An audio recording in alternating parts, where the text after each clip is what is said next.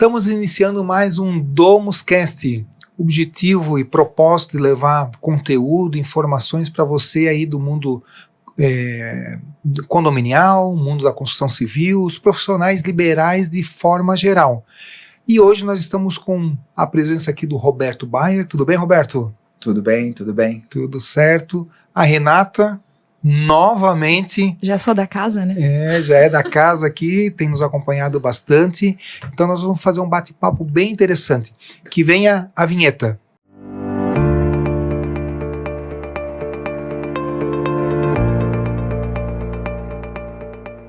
Estamos iniciando o DomusCast, estamos com dois convidados aqui super especiais, o Roberto Bayer. Tudo bem, Roberto? Tudo certo, Marcelo. Um prazer estar aqui com vocês. O prazer é todo nosso. Vou fazer uma leitura aqui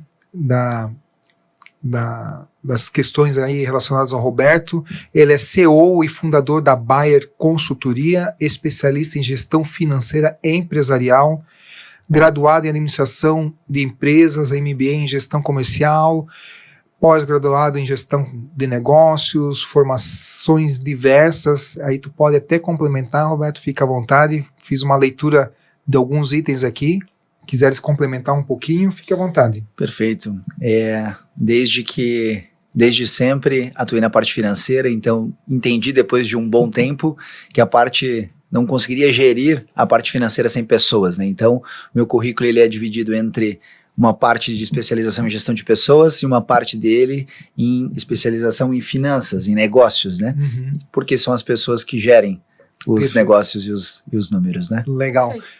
E temos também a Renata Renata Silvano. Isso, Marcelo, isso mesmo. A Renata, o sobrenome da Renata é Sicredi, quase conhecida. E está aí conosco novamente, né, Renata? Isso mesmo, Marcelo. É uma alegria novamente, né, estar aqui contribuindo também com o nosso dia a dia e aprendendo mais um pouquinho sobre o segmento condominial, né? Perfeito. Eu e a Renata vamos aprender bastante com o Roberto. Já tive o privilégio de ver vários materiais, participar de palestras com o Roberto. O Roberto é especialista e vai trazer, colocamos aqui como tema para hoje, estruturação financeira. Nós falamos na sindicatura, mas bem como para qualquer profissional liberal. O nosso público aqui é o mais diverso, né? Tem engenheiros, tem arquitetos, profissionais liberais de forma geral. Claro que falamos muito mais para a sindicatura, que é a nossa praia, mas atingimos um público e as técnicas são semelhantes, independente, né? São semelhantes, independente aí de algumas profissões. Então nós vamos mergulhar nesse mundo de finanças, de estruturação, e eu queria que tu já desse uma abertura para nós e trouxesse alguns insights aí para a gente ir se aprofundando na sequência. Bacana. Uma das perguntas que mais chegam para mim, né, quando um empresário síndico chega para mim, ele me pergunta o seguinte: Bayer, como que eu faço para saber como que está a minha empresa, a saúde financeira da empresa? Como que eu sei se a minha empresa está indo para frente ou se não está, se o meu preço está correto ou se não está, se eu estou tendo lucro efetivamente ou não, né?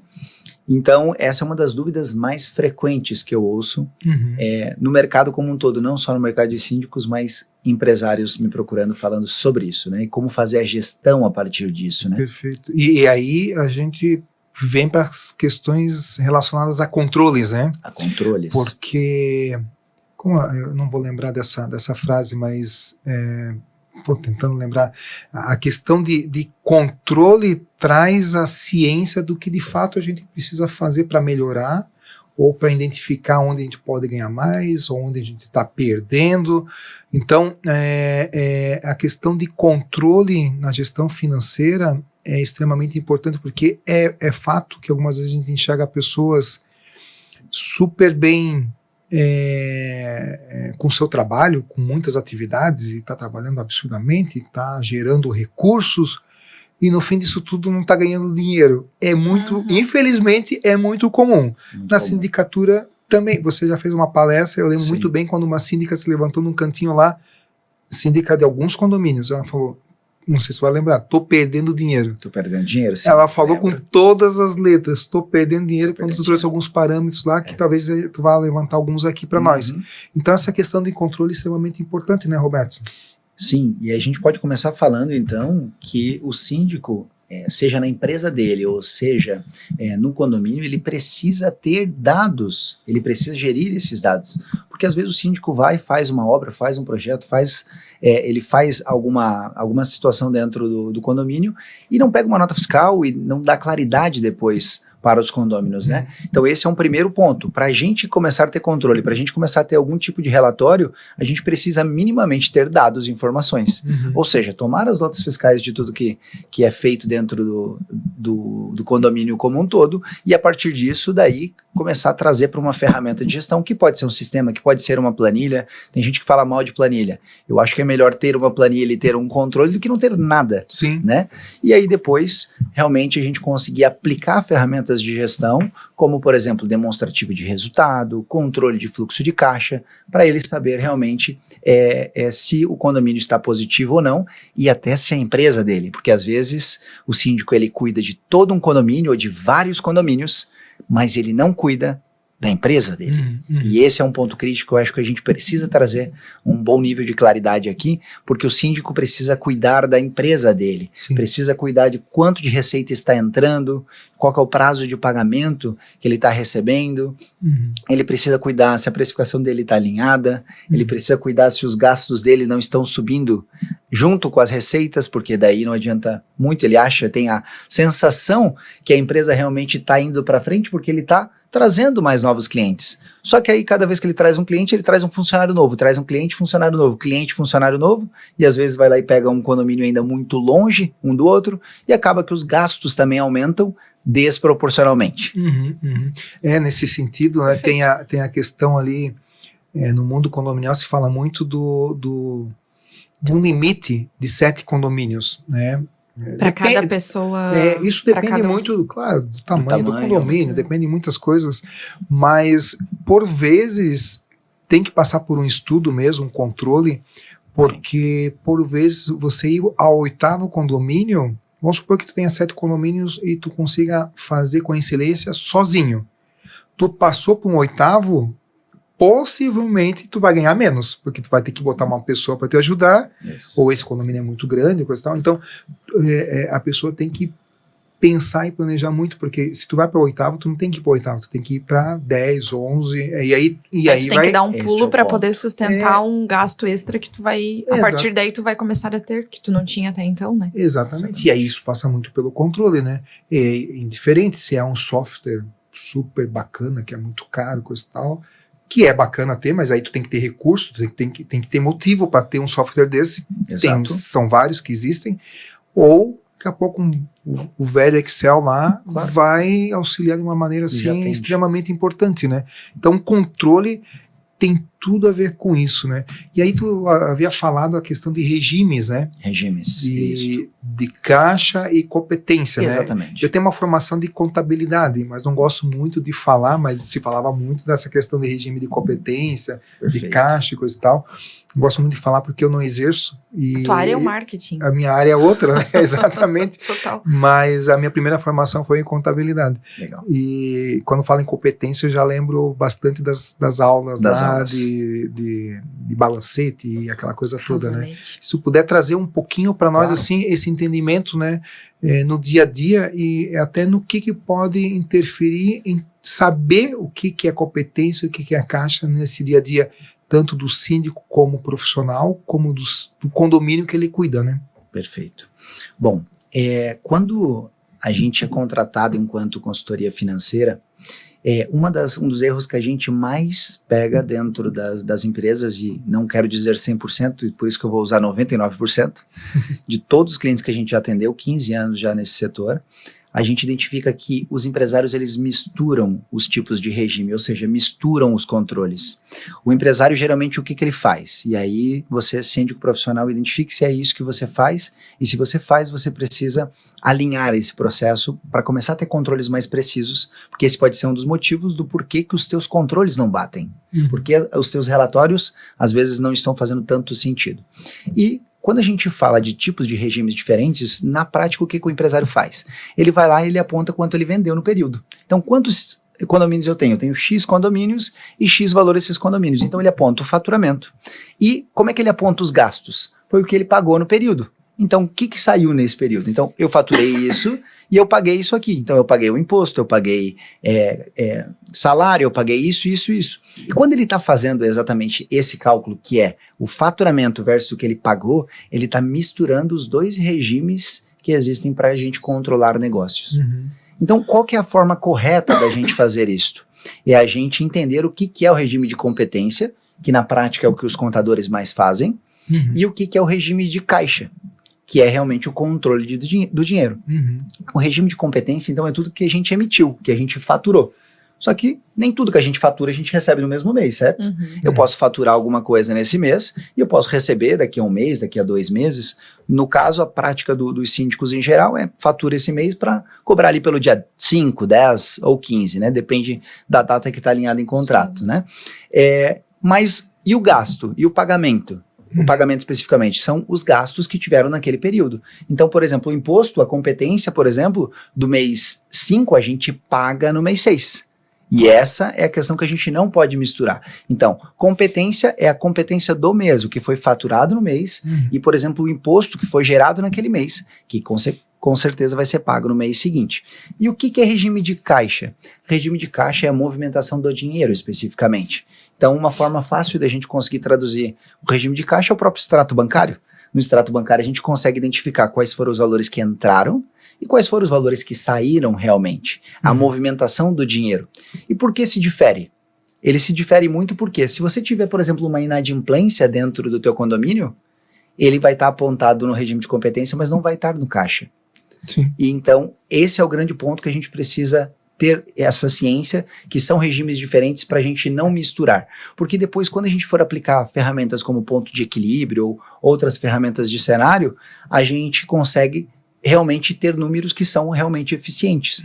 Por exemplo, vamos dizer que o meu ponto de equilíbrio seja 20 mil para o meu condomínio, certo? E aí, se ele é 20 mil reais e, por exemplo, um dos meus condomínios não me pagou 2 mil reais, já não vai dar ponto de equilíbrio, entendeu? Já não vai dar ponto de... Mas eu faturei ele. Então, pelo regime de caixa, talvez até dê 0 a 0, mas pelo regime de competência dê 0 a 0, mas pelo regime de caixa, efetivamente, vai dar prejuízo porque faltou recebimento, ou seja, teve inadimplência.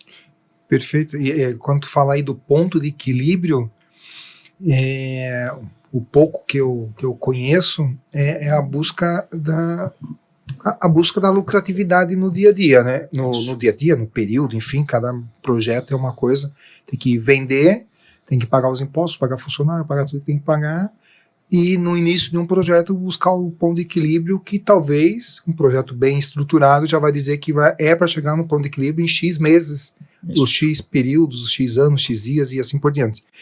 Mas como, Roberto, nós podemos no dia a dia nos nortearmos assim e entender como identificar isso, né? Como identificar o ponto de equilíbrio, porque vai ter um período ali que talvez tu esteja negativo, né? No início de negócio é comum, né? O cara tá investindo, tá botando dinheiro e coisa e tal.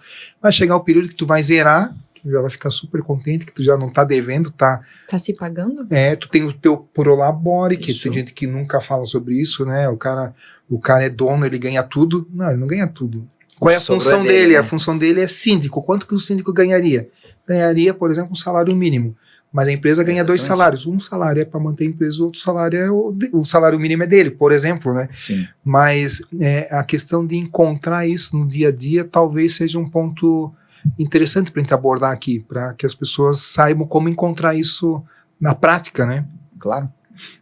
Então, a conta do ponto de equilíbrio é muito simples, que é a despesa dividido pelo percentual da margem de contribuição. Então, o cálculo é muito simples, é uma conta matemática que você vai lá, dá um Google lá, você encontra. A grande questão que a gente defende é o quê? É você ter uma base de dados, que você realmente tenha dados confiáveis, para daí sim você ter despesas que realmente são as suas despesas, como vocês disseram. Se você realmente tira um salário mínimo como prolabore, e você tem, por exemplo, gastos com combustível, você não pode fazer como a maioria das pessoas faz, que é assim, R$500 de combustível. Eu acho que eu gasto de material de escritório mais R$100. você tem que realmente verificar o teu DRE. Então, ter dados, uma base de dados bem alinhada, analisado pelo menos uns 3, 4 meses para você ter uma base comparativa, porque pode ter gasto que teve no mês e gasto que você não teve no outro. E a partir disso aí você tem uma média, que ela é uma média melhor para ser utilizada. E a partir disso, sim, você vai conseguir encontrar a tua despesa, e aí sim você pega essa média de despesa e divide pelo percentual da margem de contribuição. Então, antes da gente falar sobre o ponto de equilíbrio, a gente precisa ter um demonstrativo de resultado bem construído e bem alinhado. E aí lembra que eu expliquei no ponto anterior que a gente tem que escolher um dos modelos, ou regime de competência, ou regime de caixa. E por que eu falo escolher? Porque geralmente o empresário ali pequeno e médio, ele não tem capacidade humana ou gente suficiente para trabalhar dentro dos dois modelos, entendeu? Então é importante ele decidir se ele vai por um caminho ou por outro caminho. Dentro das minhas empresas, dentro dos clientes que eu atendo clientes hoje que faturam R$7 mil até 20 milhões mês, e dentro dos meus clientes eu implanto o regime de caixa como primeira coisa. Eu implanto o controle do dinheiro. Tá? E dentro do controle do dinheiro, que é o DFC, que a gente chama, a gente analisa o demonstrativo de caixa, o demonstrativo de resultado do exercício pelo regime de caixa. E aí a gente consegue trazer um nível de claridade para a gente conseguir identificar quanto dinheiro está entrando e aonde está sendo os maiores gastos. E aí fica fácil de encontrar, por exemplo, o ponto de equilíbrio, que é o quê? Quanto dinheiro que eu preciso trazer para o negócio para ele ficar no 0 a 0. E até nesse ponto é interessante, já quero trazer uma outra pergunta que é feita bastante para mim, que é assim, tá, Bayer, depois que eu passei o ponto de equilíbrio, então, o restante é lucro? Eu ia te perguntar sobre lucro agora. E na verdade não. O que sobra, por exemplo, 20 mil reais que eu dei o exemplo, é o nosso ponto de equilíbrio para esse síndico em específico. Se a gente faturar 21 mil reais não é lucro. Por quê? Porque existem os custos variáveis, por exemplo, imposto. Se o imposto for 10%, que esse R$1.000, ele vai ser descontado o imposto 10%, por exemplo. Então esse 21, esse R$1.000 não vai ser R$1.000 redondinho lá no fundo, vai ser 900, porque eu tenho que descontar o 100 do imposto. Então, os custos variáveis, eles continuam crescendo conforme o faturamento vai crescendo. Por isso o nome. Custo, que tem tudo a ver com o faturamento, e variável, porque varia conforme o faturamento. Até quando comentasse do lucro, era nessa linha que eu ia trazer um questionamento, porque quando que a gente identifica de fato que a gente está lucrando? Claro, a hora possivelmente, aí tu me corrige, passou do ponto de equilíbrio, dali para cima, seria começou a lucrar. Inicial, né? Não que seja todo o valor, porque tu já passou a dica aí que tem que descontar os impostos, tem coisas a serem consideradas, né? Mas aí eu também queria trazer, Renata e Roberto, a questão desse controle que acaba ocorrendo para quem está se organizando, procurando, nossos ouvintes que vão agora com os insights aqui, procurar melhorar a sua gestão, a importância disso de saber para onde tu está caminhando, né? Porque a gente pode ter um lucro bacana no mês de janeiro, no mês de fevereiro menos, e depois de um período de um ano a gente consegue comparar um ano com outro, a gente sabe sobre a sazonalidade, os meses de janeiro sempre cai, mês de junho aumenta, depende da profissão, claro, né? No nosso caso de síndico, a grande maioria tu tem uma garantia de 12 meses, porque tu é eleito em assembleia, ou 2 anos. Até a própria ata, normalmente nem se tem contrato, é a própria ata, a assembleia te elege e tu é síndico durante 12 meses ou 24 meses, dependendo da convenção. Então tu já tem um cenário assim mais tranquilo para cuidar. Mas é importante ter esse controle para poder comparar um ano com o outro. A pessoa que de fato quer ter algum tipo de crescimento, buscar aumentar a rentabilidade, para quem controla, isso facilita bastante, né? Exatamente. Realmente tem que olhar para isso, porque não é só fazer um planejamento, uma precificação, mas sim acompanhar ela, né, no mês a mês. E fica muito bacana realmente quando você compara um mês com o outro e até um ano com o outro, como você falou, né? Porque você consegue saber realmente se a tua empresa está crescendo em faturamento. Eu e a Renata estávamos ali antes até conversando. Se a tua empresa está crescendo em faturamento, mas se você também está crescendo em lucratividade, se você realmente está tendo lucro dentro do teu negócio. E essa é uma dúvida muito grande, né? Será que eu estou tendo lucro? lucro, será que minha empresa tem saúde financeira? É verdade. Né? Porque E só faturar não significa que você esteja lucrando. Exatamente. Não, exatamente. Né? Aí Pode estar vem o faturando ponto X da horrores, questão. Exatamente. altos valores e não está Isso, ganhando e não tá muita ganhando coisa. muita coisa. Sim. Aham. Faturamento é ego, né? Exatamente. Faturamento é ego. Exatamente. Não traz pão para dentro de casa. Exatamente. É só dar uma. Só mostra alguma coisa que acaba não tendo valor real Isso. pro negócio, né? Isso. Claro que o faturamento tem que faturar, é isso que vai manter o negócio, mas o que vai dar sustentabilidade é a lucratividade, senão aquilo ali vai acabar com o passar do tempo. Ninguém trabalha para não lucrar, para não ganhar dinheiro e não crescer, né? Deixa eu até dar um exemplo que a gente conversou ali fora. Um síndico que atua aqui em Joinville me procurou, como a gente tem uma base muito grande, né?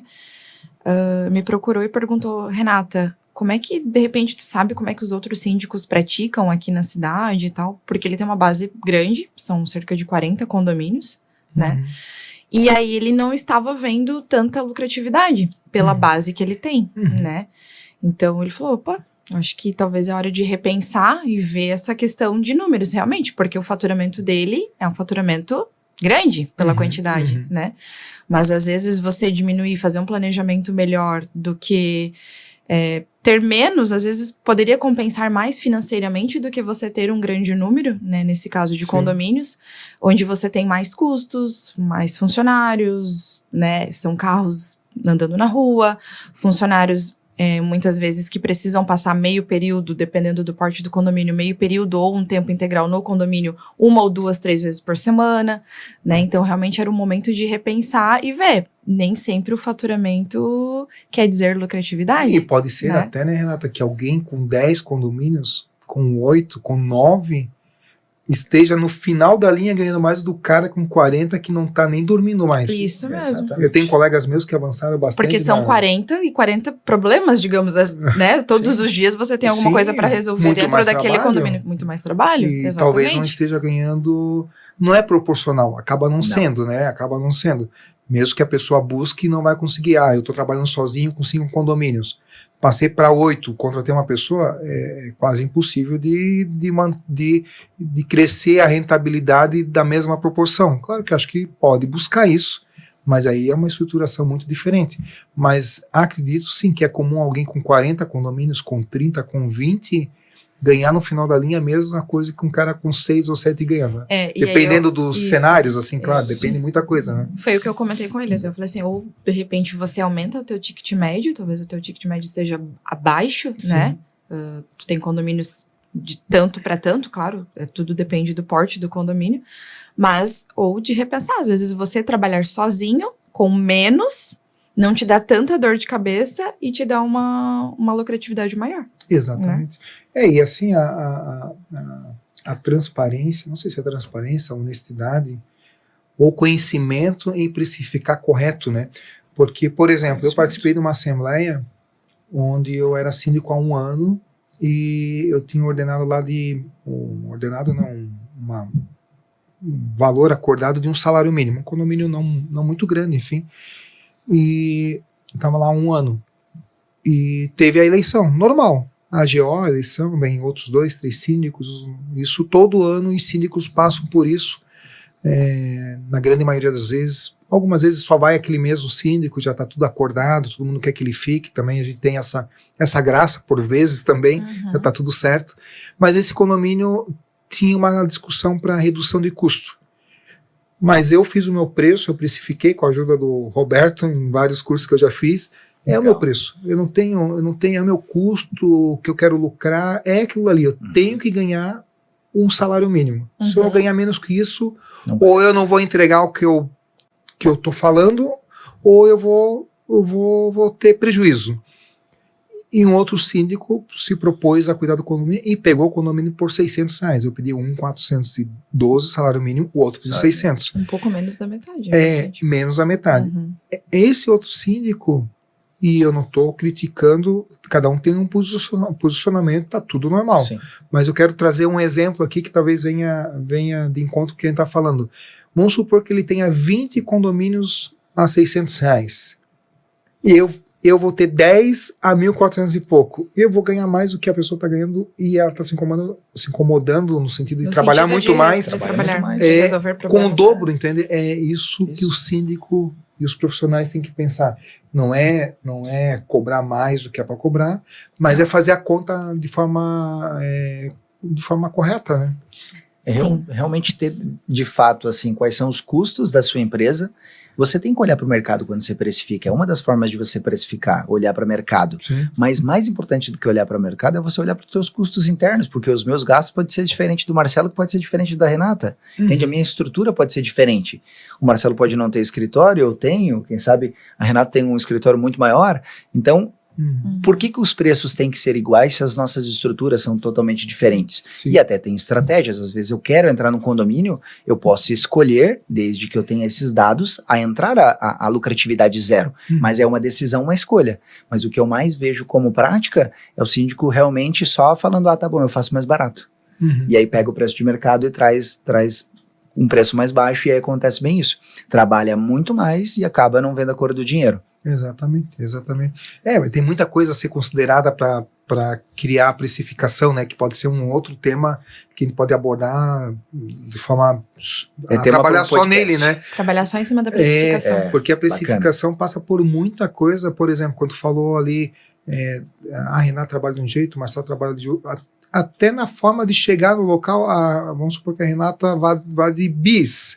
Pô, a economia com gasolina e eu vou de V8, só para exagerar no exemplo.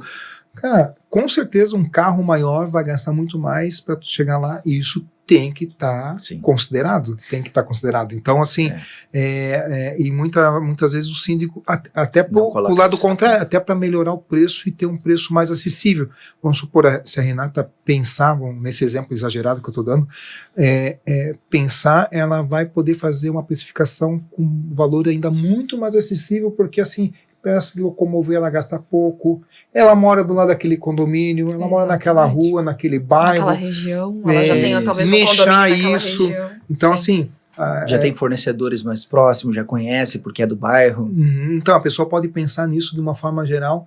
A gente estava falando ali em cobrar mais, né, de alguma forma para lucrar mais. Mas é possível também cobrar menos por conta de estar... São cenários, né? São cenários. Tem que analisar e especificar de uma forma bastante correta. Eu quero entregar para vocês uma plaquinha, um tijolinho, aqui, ó. Vou deixar aqui. Legal. Tu pode, por favor, Roberto, colocar o teu nome e pode botar igual eu fiz aqui, colocar na frente do microfone, e para Renata também, onde a gente está colocando aqui, isso aqui são pessoas que já participaram do DomusCast, e é a construção de um prédio de conhecimento, depois vai virar uma torrezinha aqui, então todos os nomes estão indo, depois do podcast eu coloco ali, tá? Pode colocar na frente do... contribuição. Pode escrever do lado, alguma sobrenome ou o nome da empresa. O nome da empresa é Bayer já. Tá certo. É Bayer Consultoria. Ou muito criativo ou pouco criativo, tanto faz. E como fazer, enquanto vocês estão escrevendo aqui, e como fazer para ter o tão sonhado lucro, né? A Renata que vai nos ajudar com isso agora. Acho que é a pergunta mais importante aí do podcast. Porque assim, todos trabalham muito, né? Ou muitas pessoas trabalham muito com o objetivo, quando a gente visa trabalhar e buscar e se profissionalizar e ser empreendedor, né? A gente está falando com os empreendedores, síndicos empreendedores, claro. Síndicos moradores. O síndico morador também deveria pensar nessa precificação, porque assim, ele vai destinar um tempo. Vamos supor que você, Roberto Maia, fosse síndico. Tu tem uma hora de consultoria. Tu tem a tua hora consultoria. Então, assim, tu vai ter que deixar de ganhar a tua hora consultoria para ser síndico. Tudo isso tem que ser medido. Então, por isso que eu enxergo muito assim a sindicatura profissional tomando conta, e eu acho que isso vai ser de forma gradativa, está acontecendo, porque a hora que um morador se atenta ao que ele tem que destinar de tempo condomínio versus a profissão dele, ele enxerga, não, eu vou entregar para alguém que cuida disso, porque eu ganho mais, falando só na parte financeira, né? Eu ganho mais financeiramente cuidando do meu negócio. Se é um empreendedor solo, né, um profissional liberal, a pessoa tem que pensar 10 vezes antes de pegar como sindicatura, a não ser que dentro da profissão dele ele ganhe mais cuidando do condomínio, aí talvez financeiramente também vale a pena. Esse é um ponto, né, falar de finança. Claro que tem que pensar na parte legal das coisas, a pessoa tem que estar preparada para ser síndico, tem outras tantas coisas que precisa... Outras variáveis. Outras muitas. variáveis, talvez ou certamente mais importantes, né? Mas o que deveríamos fazer para atingir o sonhado lucro, né? O que traríamos para o nosso público aí de insights que, de repente, elencar algumas coisas, assim, atenta para isso. Tu quer lucrar X reais, mas para isso tu tem que estar atento para isso, alguns tópicos aí, alguns insights importantes. Legal. Então eu entendo que é uma escada que a gente tem que seguir, respeitar o passo a passo para daí sim a gente ter uma clareza se o que a gente está vendo enquanto lucro realmente é. Porque você ir lá num sistema, numa planilha, tirar uma informação e dizer que aquilo é lucro, é uma informação que você está tendo, mas efetivamente você está vendo esse dinheiro? Você está realmente... tua conta bancária está subindo, você está realmente conseguindo fazer novos investimentos? E essa é a pergunta que eu deixo quando a gente está acreditando que está tendo lucro, ou até o contrário. Eu já tive empresas que eu dei consultoria que acreditava que não tinha lucro, mas estava investindo, estava crescendo, estava fazendo uma série de questões. Então, qual que é essa escada? A primeira coisa é a gente definir o tipo de regime que a gente vai atuar dentro do negócio. Segunda questão, a gente fazer um bom plano de contas. Porque quando a gente tem um bom plano de contas específico, com centro de custos específicos para o negócio, por exemplo, para a sindicatura, o que é custo dentro do meu negócio? Quanto mais condomínio eu pego, mais vai crescer. Por exemplo, o imposto, que a gente deu exemplo, entende? Mas que outros custos tem especificamente? Depois, o que é despesa dentro do negócio? E depois a gente ter isso bem estruturado, a gente ter esse plano de contas estruturado, daí sim a gente consegue trazer esse plano de contas para a nossa base de dados e construir um bom DRE.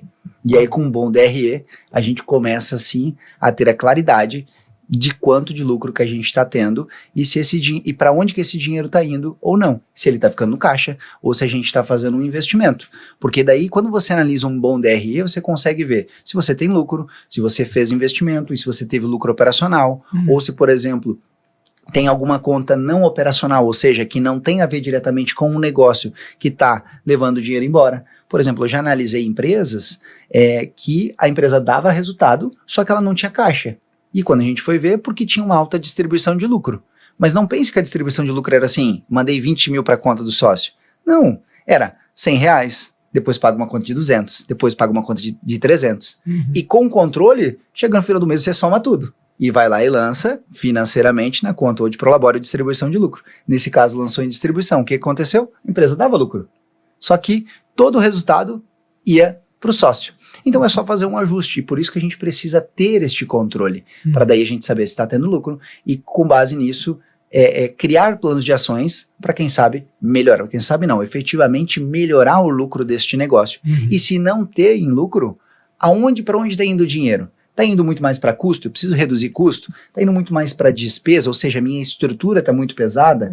O Marcelo comentou ali, passei de 7 para 8, ou de 6 para 7, contratei mais uma pessoa. Pode ser que a pessoa estava tendo lucro vamos falar, um custo médio de um funcionário de 2 mil, com impostos vai para 4. Talvez esse síndico que tinha às vezes 4 mil sobrando na última linha, depois de pagar custo, despesa, zerou a conta. Acho que é bem comum acontecer. E ele não aumentou tanto o faturamento proporcional para cobrir essa... Exato. Ele não faz essa conta, ele não faz esse planejamento financeiro, entendeu? Para de novo buscar um novo break-even, para de novo buscar um novo ponto de equilíbrio, para que ele realmente entenda, aqui zerou a conta e a partir daqui, com esse novo profissional, eu começo realmente a ter resultado e a ter lucro. Então, quando a gente olha para o regime de caixa, que é um regime que eu gosto muito, a gente consegue ver realmente o dinheiro subindo na conta. Que como nós aprendemos, né, que a gente está enriquecendo ou não, nosso saldo bancário está subindo. Certo? Então, lá no relatório de competência do contador pode estar até apontando lucratividade, mas a minha conta bancária está subindo também ou não? E quando você adota o regime de competência, que eu gosto muito dele, se está dando resultado, você consegue ver a tua conta bancária subindo e você consegue fazer gestão dessa conta bancária, consegue fazer, por exemplo, aplicações, consegue ter reserva de emergência, e aí a tua empresa fica cada vez mais sólida. Então você não só tem lucro, mas você deixa a tua empresa mais estável, mais sustentável E aí imagina você vendendo isso, porque agora você não vende mais um preço, você começa a vender valor pro condomínio. Não, eu sou um síndico profissional, estruturado, porque a minha empresa assim assado, eu tenho recursos para isso e isso, a gente tem capital para isso. É diferente. Legal. Você fala que sabe gerir o teu negócio, então você pode gerir aquele condomínio. E quando a gente fala no lucro, né, chegou num nível que a gente tá rentabilizando, tá lucrando até o que já sonhou em ter, né? Eu tô rentabilizando aí um salário mínimo, 2, 10, 20, cada um no seu cenário. Uhum. E algumas vezes a pessoa sonhou com isso, né? De ser um empreendedor, de ganhar X reais. Mas além disso, eu enxergo que tem, e aí aí tu vai nos ajudar com isso certamente, a gente pode potencializar esse lucro, né? Chegou lá no patamar, ganha um salário, só como parâmetro, né, ganha um salário mínimo. Como que eu posso fazer esse salário mínimo se transformar em mais com algumas boas práticas no dia a dia, né? Na sindicatura eu vou lembrar de algumas coisas, de repente Legal. no mundo corporativo vai trazer outras, e a gente pode trazer um mapeamento aí do que nossos colegas empreendedores, de forma geral, podem fazer no dia a dia para potencializar aquele lucro que ele está tendo ali. Aquele lucro pode ser muito mais, ou pode ser mais, com algumas coisas pequenas que podem ser feitas no dia a dia, né, Roberto? Sim. Bom, a primeira coisa que é importante a gente trazer antes de até olhar para vendas, a gente olhar para a estrutura interna. Porque se você está com os teus controles em dia, é muito importante você revisitar os teus custos e as tuas despesas. Porque sempre dá para cortar. Né? Cortar custos, tinha uma pessoa que falava para mim que era igual cortar unha. Você corta agora, daqui a pouco ela cresce de novo. Então você tem que estar sempre olhando para dentro de casa. E qual que é o momento que a gente olha para corte de gastos? Só quando a gente tem crise. Uhum. Eu já dei consultoria para empresas que o momento que ela mais foi lucrativa, olha isso, o momento que ela mais foi lucrativa foi no momento de crise. Ela fez o que naquele momento? Ela reduziu. Ela baixou o faturamento? Sim, ela baixou, mas como que ela conseguiu ter mais lucro na história dela? Trabalhando em custos e em despesas. Uhum. Quando acabou a pandemia, quando acabou realmente a crise, ela olhou, fez uma reunião, que uma empresa de um tamanho bem considerável, ela olhou e falou, por que a gente não fez isso antes? A crise, ela nos ensina, o concorrente, ele nos ensina. Uhum. Então, é muito importante realmente a gente olhar primeiro para a estrutura de gastos e ver tudo que a gente pode deixar mais enxuto, que a gente pode economizar. Depois disso, tracionar vendas com boa precificação, porque se você tem todos os teus dados, você vai agora vender com uma boa precificação que te traga lucro. E nesse sentido, eu defendo uma bandeira também, que o empresário no Brasil parece que ele tem medo de falar de lucro. Não, eu não posso ter lucro. Se o meu funcionário saber que eu quero ter lucro, se o condomínio saber que eu quero ter lucro. Gente, ter lucro é a coisa mais simples e é para isso que uma empresa existe. Então você tem que falar de boca cheia. Eu tô com esse preço aqui porque eu preciso defender meu lucro. Porque é sobre isso que a minha empresa está aqui. Entende? E até quando a BMW veio para Araquari aqui, na primeira vez, o seu Gerard, que foi o VP da BMW, ele falou isso. Por que vocês acham que a BMW existe? Se você perguntar para a mulher da limpeza ou para a mais alta diretoria, o que ela vai dizer para vocês do porquê que a BMW existe? E aí todo mundo falou, porque para fabricar o melhor carro, o melhor motor e tal, e tal, e tal. Ele falou, todos vocês estão errados. Para vocês verem como que é a cultura. Por quê? Porque a BMW existe para dar lucro. Porque é com lucro que eu consigo expandir a fábrica, é com lucro que eu consigo contratar mais pessoas, é com lucro. Então assim, virar essa chave, a gente tem que ter lucro no nosso negócio. E aí, se eu controlo custos e despesas, e se eu aumento venda e o meu preço ele está alinhado, ele está bem alinhado para ter lucro, a gente vai ter um crescimento com sustentabilidade, onde você pode investir, comprar um carro para colocar para girar, para atender os condomínios que você faz, onde você pode investir em computadores, por exemplo, onde você pode fazer investimentos e ainda assim gerar caixa. Porque o lucro tem que aparecer na tua conta bancária. Perfeito. E existem coisas bem práticas do dia a dia que podem potencializar esse lucro, né? Aí eu vou pensar aqui na sindicatura, mas eu acho que certamente vale para outras tantas profissões.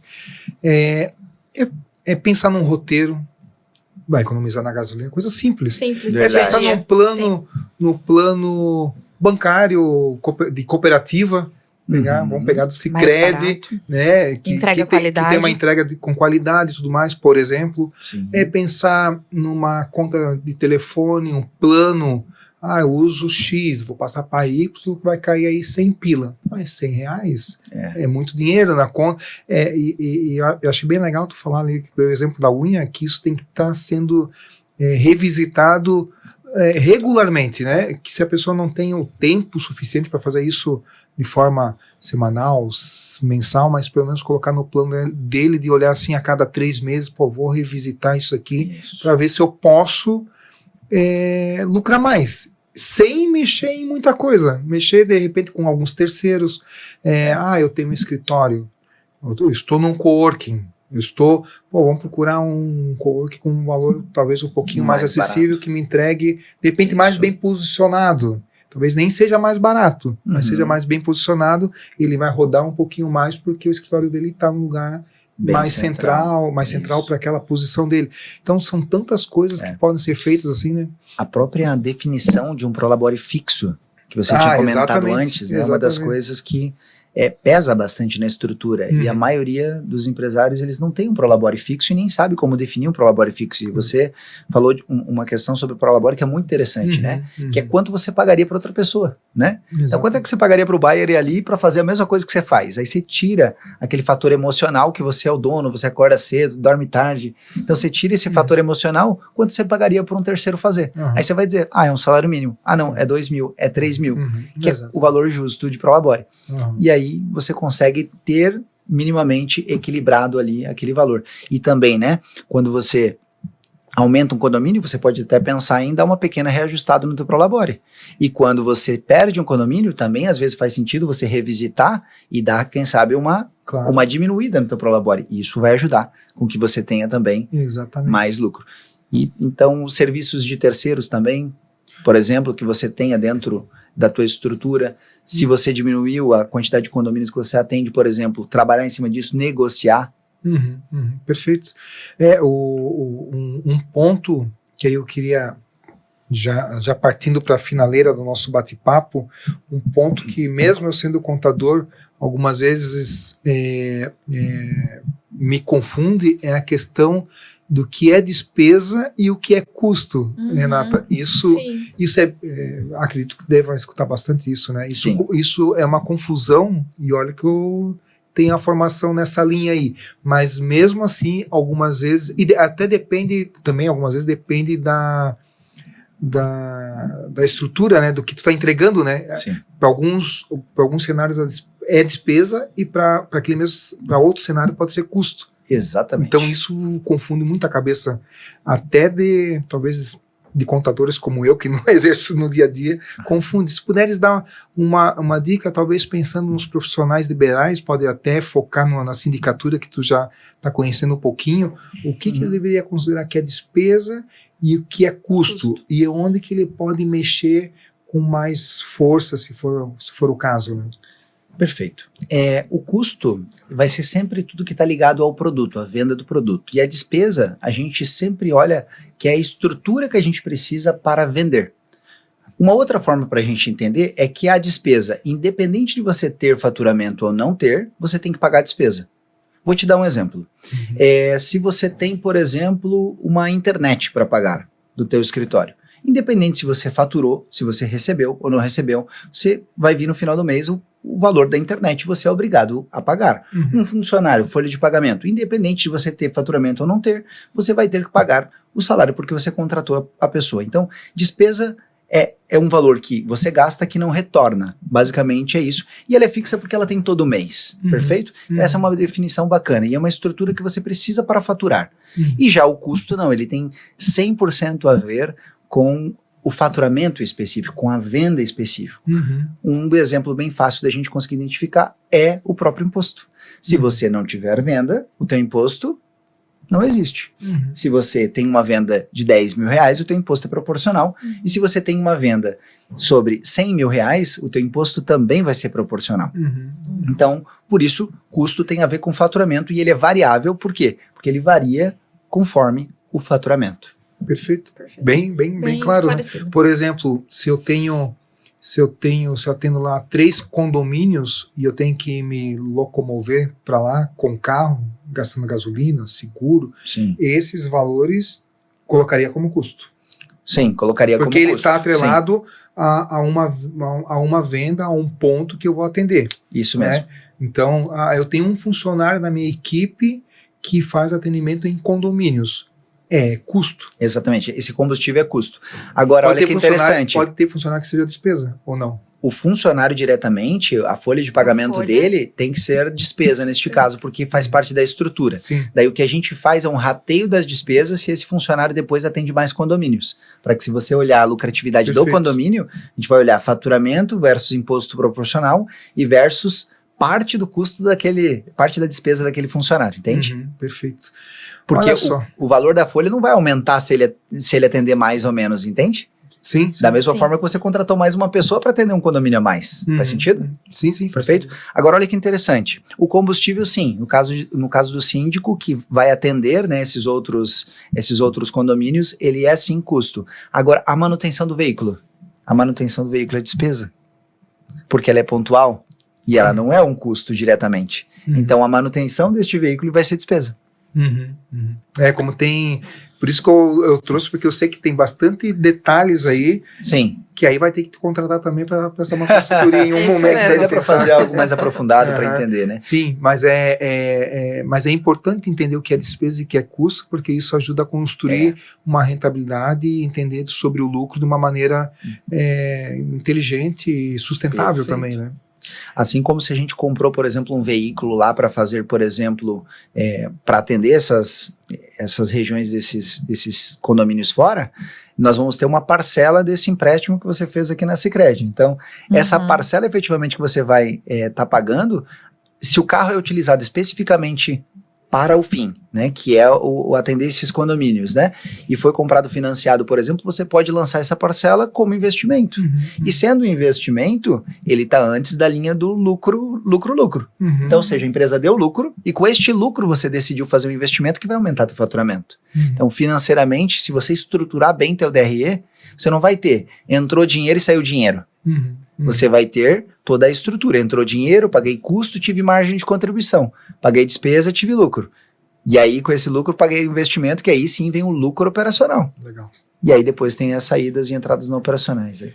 Então tá ótimo. Esse foi o nosso bate-papo aí. Aprendemos bastante, Roberto. Sempre bom conversar contigo. Trouxe de forma bem claro, assim, bem tranquilo de entendimento. Então, a minha gratidão aí pela tua participação. Se quiseres deixar mais algumas palavras aí pra gente partir pro encerramento. Só agradecer mesmo por estar aqui, aprender e também contribuir junto com vocês. Obrigado a você, Marcelo. Obrigado a você, Renata. Obrigada. A Renata também, a minha gratidão. Não vou dar para ti, Renata.